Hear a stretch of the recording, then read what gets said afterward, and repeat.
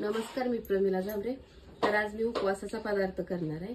त्यासाठी मी हे भगरीचं पीठ घेतलेलं आहे। 2 हिरव्या मिरच्या आहेत, अर्धी वाटी दही आहे, अर्धी वाटी शेंगाचं कूट आहे आणि 1-2 बटाटे मी शिजवून घेतलेले।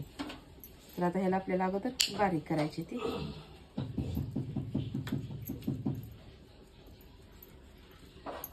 बारीक करून घेते मी, तोपर्यंत साईडला सगळं काढून घेते पीठ हे।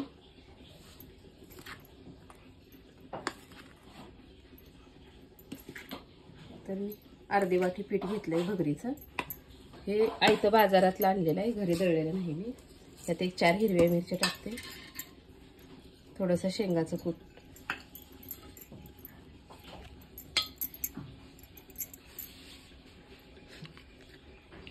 ह्यात 2 चमचे घट्ट दही फ्रेश घालून घेते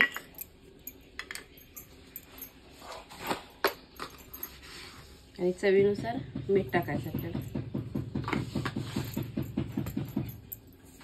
आता काय करते, सगळं मी हातानेच मिक्स करून घेते, बटाटा पण आणि ही पीठ पण, म्हणजे फास्ट मिक्स केलं जातंय आणि पटकन पण होतंय सगळं।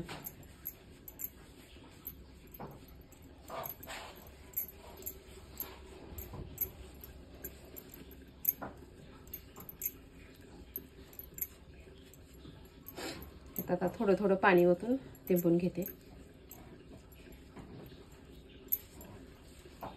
आता थोडं जरी जाड असेल तरी पण आपलं तिंबताना मऊ होतंय बटाटा भगरीच्या पिठामध्ये। पाणी ओताच्या अगोदर मी असं मिक्स करून घेते।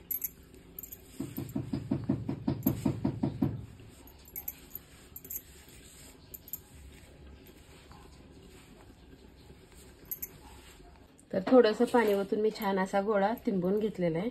तर आता ह्याच्यासोबत खायला आपल्याला चटणी पण बनवून घ्यायची आहे। तर त्याच्यासाठी साहित्य घेतले बघा, मी थोडंसं खोबरं घेतलंय, 1 चमचा साखर आहे, 2 हिरव्या मिरच्या आणि शेंगा घेतल्या, त्या अर्धी वाटी दही घेतलंय। हे सगळं आता एक ठिकाणी करून आपल्याला बारीक करून घ्यायचं आहे।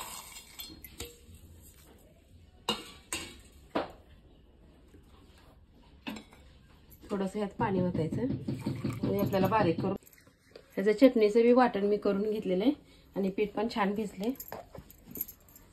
तर आता मी गॅस पण चालू केलेला आहे, तव्यावर आपल्याला छोटं छोटं हे करून ठेवणार आहे मी असं।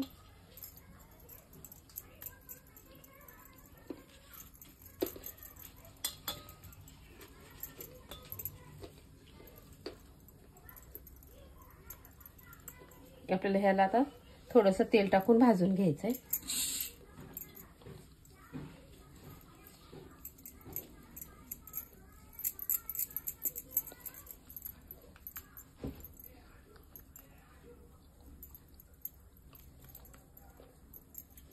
ह्याला आकार आपल्याला कसा द्यायचा आहे तसा देऊ शकता।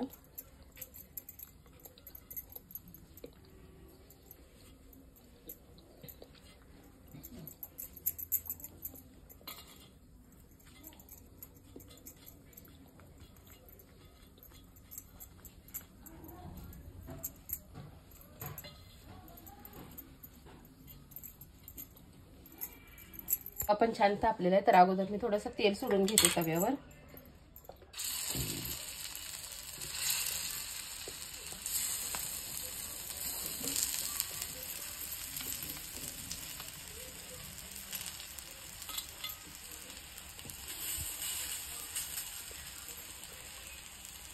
आणि त्याच्याकडे मी थोडं थोडं सोडते, जास्त पण टाकल्यानंतर भाजलं जाणार नाही। थोडं थोडं त्याला चांगलं फ्राय करून घेते।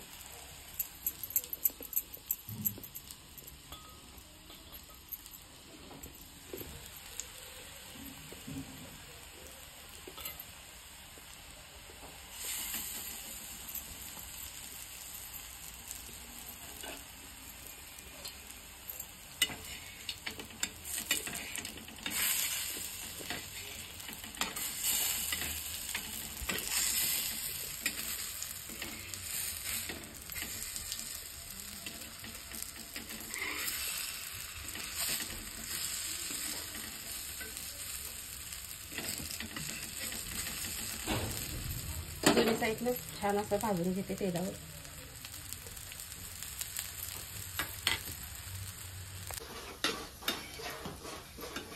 तर ह्या दोन्ही साईडनं पण छान आपल्याला असं तेलावर फ्राय करून घ्यायचं आहे. म्हणजे आत कच्चं पीठ कुठं राहू द्यायचं नाही आपल्याला.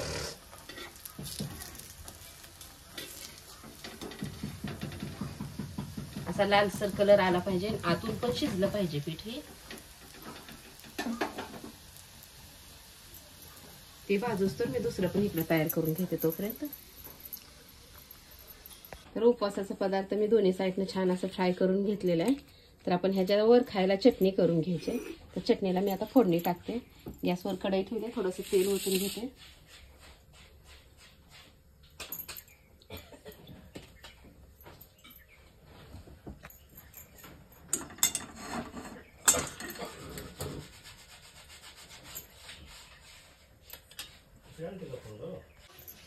तर तेल पण आता चांगलं तापलेलं आहे. तेलामध्ये मी जिरे टाकून घेतले. म्हणजे शेंगा, खोबरं, दही वाटून घेतलेलं टाकून घेते.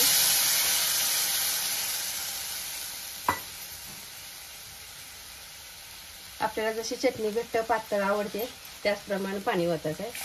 जास्त पाणी पण नाही ओतायचं.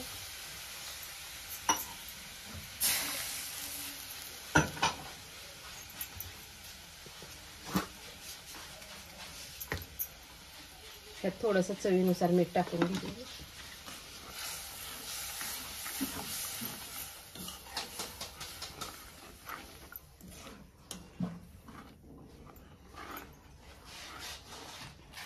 तर आता मी गॅस पण बंद करून घेते. अशा पद्धतीने मी उपवासाचा पदार्थ बनवलेला आहे.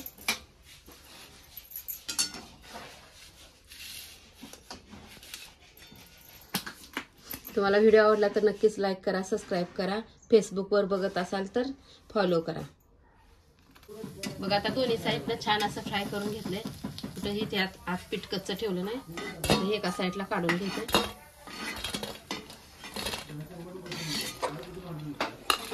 आता ह्याचप्रमाणे दुसरे पण मी टाकून घेते त्यामध्ये.